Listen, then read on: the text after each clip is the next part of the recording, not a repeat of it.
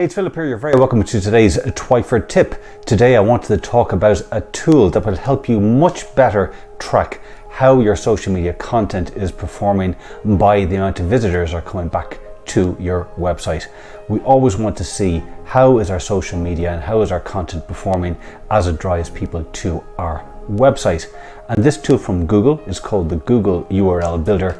Is a fantastic tool that will allow you to shorten those links. So rather than using a tool like Bitly, use this tool, because then you can go into Google Analytics and you can see what channels and specifically what content within your campaigns is actually bringing people from that post back to your website, which is important.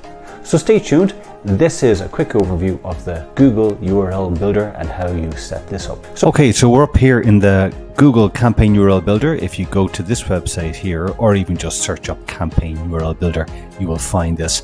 And this is a fantastic tool that you can use to really track the content that you put up on social media, or even content that you're putting in your emails, so that you can test to see what is actually resonating and bringing people back to your website. And the way you use this, I'm going to explain probably the key fields here for you. The first one obviously is your website URL. So you want to put in here the website, the landing page where you are driving people from, say, your LinkedIn post or Twitter or Facebook, whether that be organic or your ads. This is the website that you want to track to see if that post from Twitter has driven people back to this page. There is a field here for campaign ID. You know, if you're using Google Ads, you can put in the campaign ID to differentiate. But if you're just doing organic, I would come down to the next one here, which is campaign source. Now, I like to specify myself personally. This is the way I like to do it. I like to put in the campaign source as in the name of the social media channel. So in this case, it's LinkedIn. The campaign medium here, I like to state that it is social.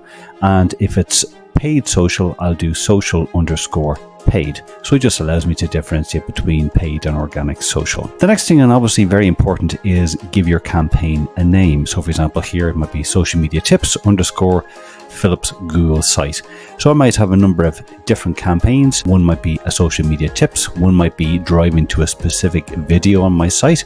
So I want to see exactly what piece of content has actually resonated and brought people back to the website, so I can dig in further. And then, as far as I'm concerned, they are the main pieces that you need to just identify from building what's known as this UTM tag within this URL builder.